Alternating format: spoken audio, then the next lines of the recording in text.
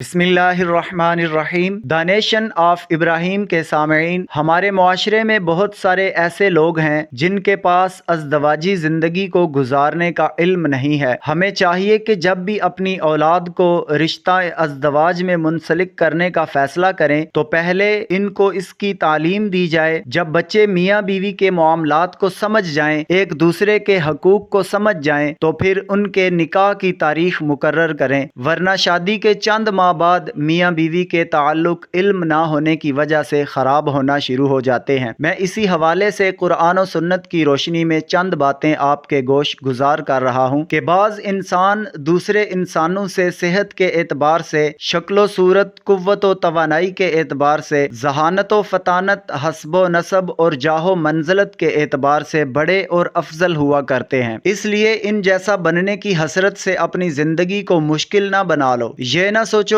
कि मैं इन जैसा नहीं हूँ, बल्कि ये तकसीम तो तुम्हारे खालिक की है। ऐसी सोच ना तो इंसान के लिए हकीकी शर्फ व इज्जत का मायार है और ना इस सोच से अल्लाह ताला का कुर्ब हासिल है। इज्जत व शर्फ का हकीकी मायार और कुर्ब इलाही का सही रास्ता तो तुम्हारी जाती जद्दोजहद में पोशीदा है। अगर आप नेक अमल करेंगे तो आपको अल्लाह का कुर्ब हासिल होगा। ये मत सोचो कि तुम्हारी रंगत क्या है, तुम्हारी जिस्मानी कुव्वत और जहानत का मायार क्या है और तुम किस खानदान के चश्मो चराग हो, तुम मर्द हो या औरत हो, और तुम्हारे चेहरे की दिलकशी, तुम्हारे हस्बो नसब की बरतरी या कोई दूसरी खूबी तुम्हें अल्लाह और बंदों की निगाहों में कोई इज्जत नहीं बख्श सकेगी। इसलिए करने का काम तो ये है कि अपने अच्छे अमाल से अपनी बरतरी साबित करो। दूसरों के कमालात देकर उन जैसा बनने के फकत ख्वाब देखते रहना तो एक मोमिन के शयाने शान नहीं है। ये आदत तो इंसान में हसद के जज्बात को उभारती है। अजीम मुफस्सिर कुरान अल्लामा बेज़ावी ने क्या खूब लिखा है कि हर मर्द और हर औरत को बिला इम्तियाज उसकी जद्दोजहद का समर मिलेगा। इसलिए अगर तुम अल्लाह ताला के फजलो करम के तलबगार हो तो अमल से तलब करो। किसी से हसद करना या सिर्फ उस जैसा बनने की ख्वाहिश ही करते रहने से क्या हासिल होगा। औरतों के दिलों में आम तौर पर यह हसरत होती है कि काश वो मर्द होती। इसका भी अजाला अल्लाह ताला ने कुरान मजीद में फरमा दिया कि तकवीनी मसलहतों के पेशे नजर किसी को मर्द और किसी को औरत जरूर होना था। इसलिए इस ख्याल खाम को अपने दिलों से निकाल दो। हुसूले कमाल और कुर्बे इलाही के दरवाजे तुम्हारे लिए भी खुले हुए हैं। आगे बढ़ो और अपने आला किरदार और अच्छे अमल से बुलंद मुकाम हासिल कर लो। दौलत कमाने का हक जिस तरह मर्द को है, इसी तरह औरत को भी है। जैसे मर्द अपनी कमाई हुई दौलत का मालिक होता है और उसमें अपनी मर्जी से तसर्रुफ कर सकता है और उससे इस्तेफादा कर सकता है, इसी तरह औरत को भी ये हकूक हासिल हैं। मर्द और औरत में जो बेजा तफरीक सदियों से कायम थी, अल्लाह ताला ने इसको खत्म कर दिया है। सिर्फ ख्याली पुलाव पकाने और हसद करने की आदत को तर्क कर दो और अल्लाह ताला के हुजूर में दामन फैला दो। वो अपने करम से तुम्हें सब कुछ अता फरमाने पर कादिर है। उसके खजाने खत्म होने वाले नहीं है। वो कसरत सवाल से उकता नहीं जाता बल्कि खुश होता है। पैगम्बर अकरम सल्लल्लाहु ताला अलैहि वसल्लम का इरशाद गिरामी है, अल्लाह ताला से उसके फजलो करम का सवाल किया करो, वो सवाल करने वालों को दोस्त रखता है। और बेहतरीन इबादत मुसीबत के दूर होने के लिए मुंतजिर रहना है। किसी चीज की जरूरियात को मुहैया करने वाले, उसकी निगहबानी और हिफाजत करने वाले और उसकी इस्लाह दुरुस्तगी के जिम्मेदार को अरबी में कवाम कहा जाता है। जैसे हर फौज का एक कमांडर और हर मुमलिकत का एक फरमा रवा होना जरूरी है जो निजाम कायम रखे और फौज और रियाया उसके हुक्म की तामील करे, इसी तरह घर की रियासत का भी एक हाकिम आला होना चाहिए जो घर की तमाम जरूरियात का कफील और उसकी खुशहाली का जिम्मेदार हो और उसके अहकाम की इताअत की जाए, वरना घर की ये मुख्तसर मगर अहम रियासत का सुकून व इत्मीनान बर्बाद होकर रह जाएगा। अब सवाल ये पैदा होता है, ये जिम्मेदारी किसको सौंपी जाए और इस बारे गिरां को उठाने की बेहतरीन सलाहियत किसमें है। इसके दो ही उम्मीदवार हैं, माँ और बाप। कुरान हकीम ने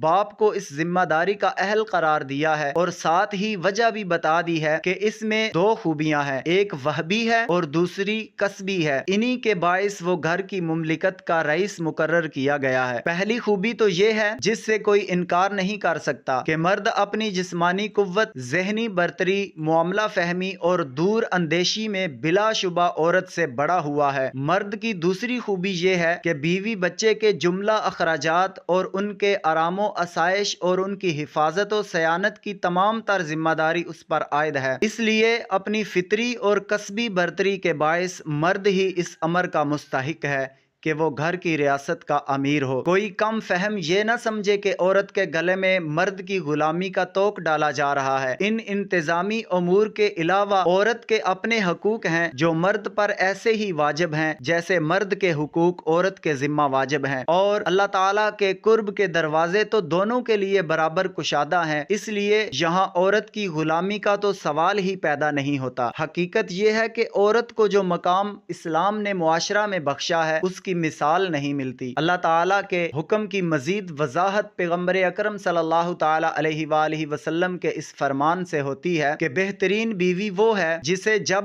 مرد دیکھے تو مسرور ہو جائے، اسے حکم کرے تو وہ اطاعت گزار ہو جائے، اور اگر وہ کہیں باہر جائے تو وہ اس کی غیر حاضری میں اپنی عزت اور اس کے مال کی حفاظت کرے، اس کی نسل کی بہترین تربیت کرے۔ ایک مسلمان خاتون کو جن خوبیوں سے آراستہ ہونا چاہیے اور جن پاکیزہ صفات سے متصف ہونا چاہیے، بیوی کا اس سے بلند معیار تصور ہی نہیں کیا جا سکتا۔ خود سوچئے اسلام ایک بیوی سے کیا توقع رکھتا ہے، اور اس طرح اس کے مقام کو کتنا بلند کر دیتا ہے، اور اس مرد سے بھی زیادہ کوئی خوش نصیب ہو سکتا ہے جس کی رفیقہ حیات ان خوبیوں کی مالک ہو۔ لیکن پانچوں انگلیاں برابر نہیں ہوا کرتی۔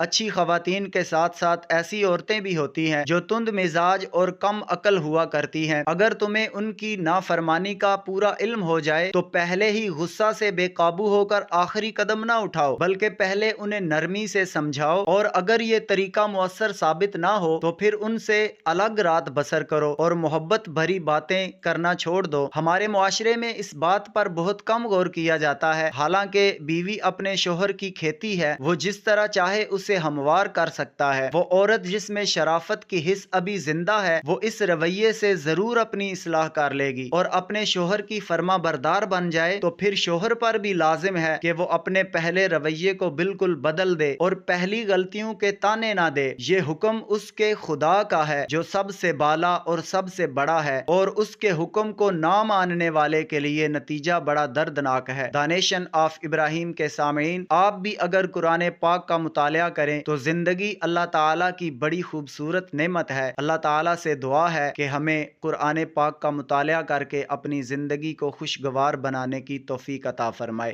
آمین۔ حضور میری تو ساری بہار آپ سے ہے، میں بے قرار تھا، میرا قرار آپ سے ہے۔ حضور میری تو ساری بہار آپ سے ہے۔